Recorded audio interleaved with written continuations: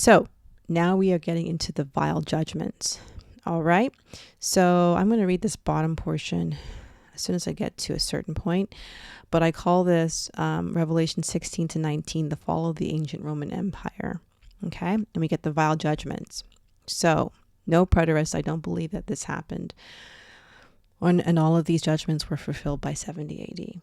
And I'm going to give you some reasons why. And there are some reasons that we'll have to wait for another video because already this video is getting very long and I might have to break it up. So the first vial.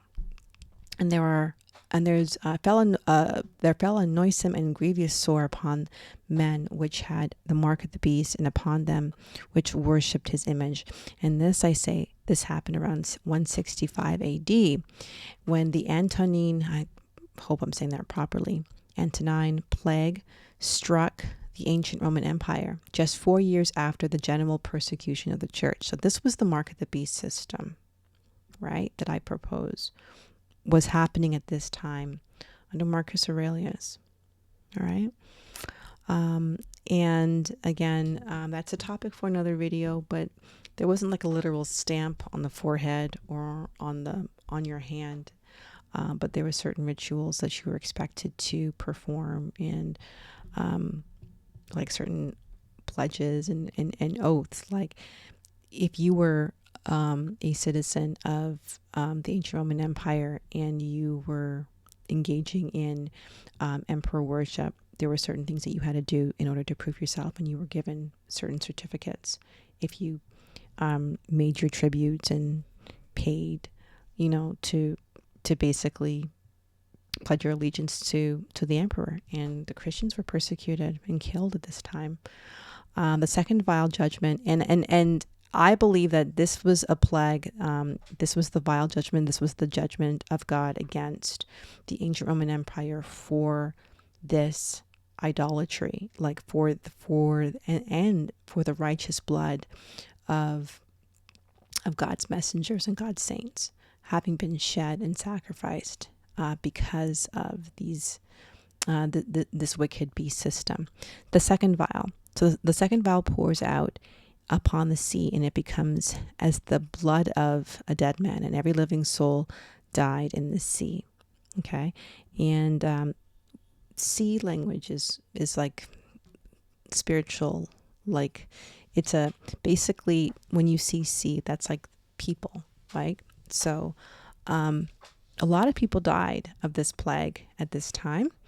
And then the angel pours out his vial upon the rivers and the fountains of waters, and they become blood. So all throughout this time, not only is sea indicative of the peoples of many nations, right? The Gentiles. But literally, there was burning heat that was taking place. There was so much death. There were also skirmishes that were happening. There were some siege conditions. There was some wars that were happening, heading into the fourth and the fifth vials, right? And this was basically the judgment of God. And when you see burning heat, right? So that's what we see in the fourth vial. You look at Old Testament scripture, and burning heat is repeatedly used to describe covenantal curses, siege conditions, foreign oppression, disease, war, suffering, famine, and divine anger from God. So bear that in mind, because as we see what happens to the Roman Empire, this becomes clear. So the fifth vial opens, and the fifth angel pours out his vial upon the seat of the beast, and his kingdom was full of darkness. And they gnawed their tongues for pain and blasphemed the God of heaven because of their pains and their sores, repented not for their deeds. Revelation 16 verses 9. I believe that the people of the ancient Roman Empire would have been in pain, writhing in pain with all that was happening and that was coming upon them. So I believe that their sores, their diseases and all that was happening against them with the invading armies and the political unrest and all of it. And yet they would not repent for their wickedness. And, that's what happens, that's what happens when a person or when judgment comes upon. Some people repent and some people don't. They remain very stubborn, willed, and prideful.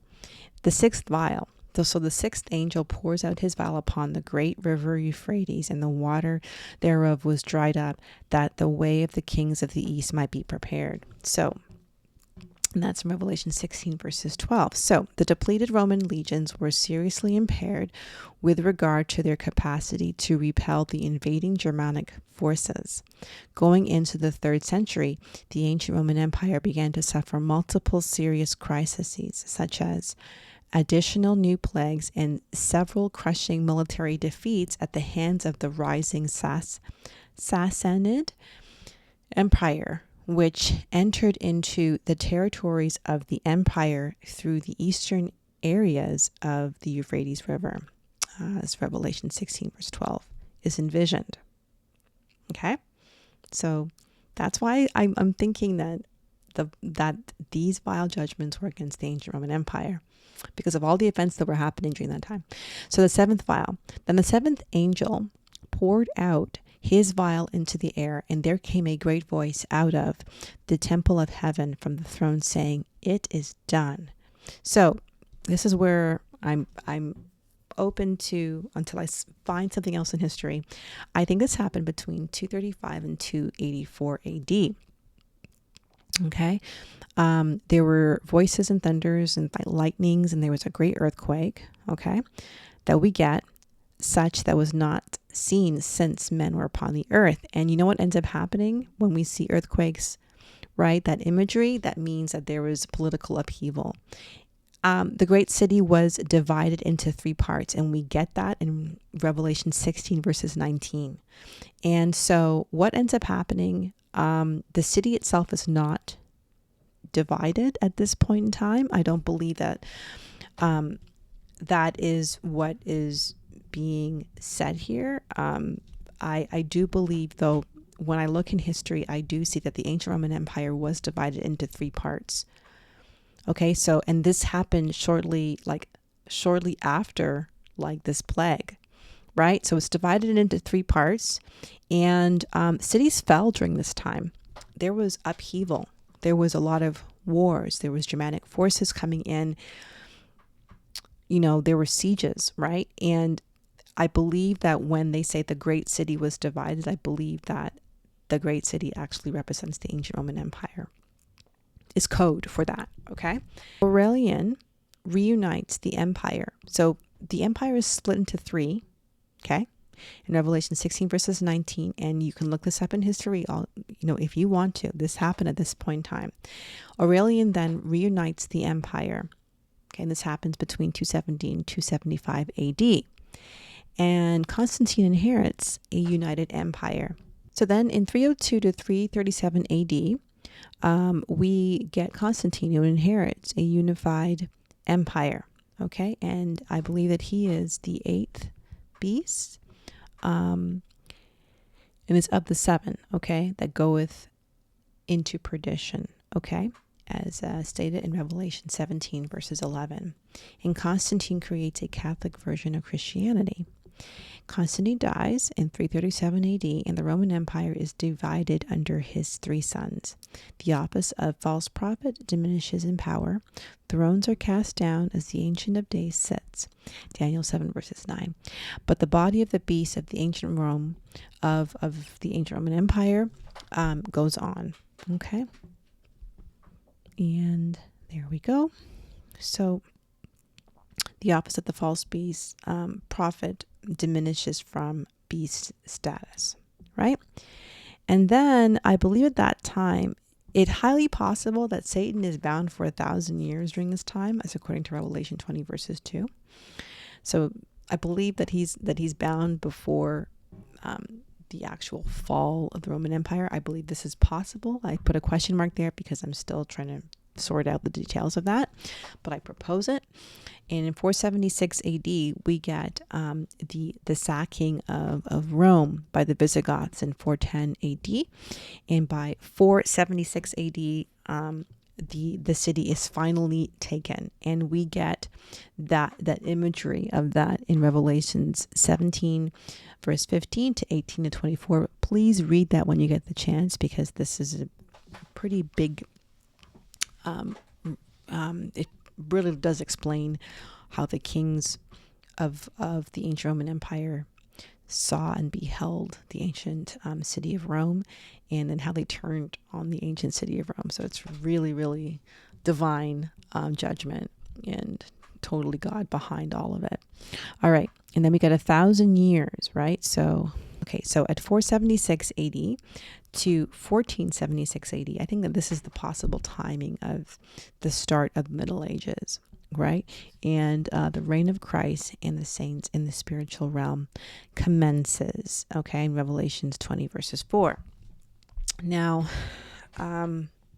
yeah, I think that these are probably two different events that would have happened close to the start of the Middle Ages, and at the very start of the Middle Ages. Okay. And again, I propose to you that this 1,000-year Middle Ages was actually a spiritual reign of Christ and the saints during the Middle Ages, during this time. And also, yes, in part, just would have been in this time frame. Okay, so in 538 AD, something interesting happens. After the fall of Rome in 476 AD, Justinian I emerged as ruler over the Eastern Roman Empire from 527 AD to 565 AD, and is commonly known as the last emperor of Rome. Okay, but exactly 1,260 years go by between 538 AD and 1798 AD, which is when the office of the papal authority is deposed by Napoleon in the 18th century. So I find that fascinating. Now, the reason why I say that Satan, I believe, was abound between 337 AD and 1337 AD, and then loosed at around this time, because between 1347 AD and 1351 AD, we do get the Black Plague. Does this mean that that was a counter move? Was the Black Plague a counter move because the Prince of Wales, who might have been possessed by Satan at this time, was basically out there campaigning and trying to unify and create another empire, right? I don't know. But we also get the Renaissance, which emerges after the Black Death. So maybe that was a counter move to the Black Death, right? Like, there are these moves that Satan is making and God is making. Move, counter move, move, counter move. So Satan is loose from the pit. I think it possible he went and he possessed, like, I think he would have been roaming around and would have possessed someone like the Prince of Wales, who, one of those, I'm not sure if it's the Prince of Wales or which one specifically it is. One of those princes were out there like making war, and trying to form an empire of some sort. And we get a lot of things that start changing when the Renaissance also happens. There's a certain way that civilization saw the shape of the earth, and that changed dramatically during the Renaissance. And you can see all kinds of ways in which people regarded God and people regarded each other in the art.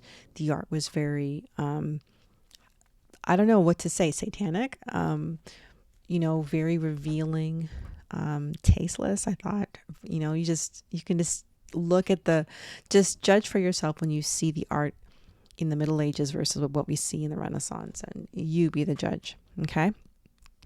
So, and then we get to 1476. So as a possible end, I believe it really was the end of the Middle Ages at about that time. And we get a lot of wars that are happening, and empires sprouting up. But what's interesting about the Middle Ages is, though, even though there is no peace on earth at this time, what we do see are a lot of castles. So we do see a lot of men and noblemen rising up, and they're building castles, and they have their land. And a lot of people would have owned their land. They wouldn't have had to pay like certain taxes to the Roman Empire at this time, if the Roman Empire had basically broken up because of why? The vile judgments that were upon it. Right? And I want to get into Revelation 17 again and 18 to get into who the beasts were, like who the various kings were, and also who also were the various beasts or rulers at that time, who were basically promoting the beast system. Okay. Now, from 1476 to about 2026, we interestingly get about 560 years of being in the little season of Satan's deception. So, we'll see what happens, because the U.S. is parked right outside of Iran, and there could be World War III that could pop off, that could lead to what I believe will end up, at the battle of the battle of Gog and the armies of Magog against the land of Israel. Okay. And then shortly after that, in Revelation, we get to the great white throne judgment. And then after that, we get to the new heavens and new earth.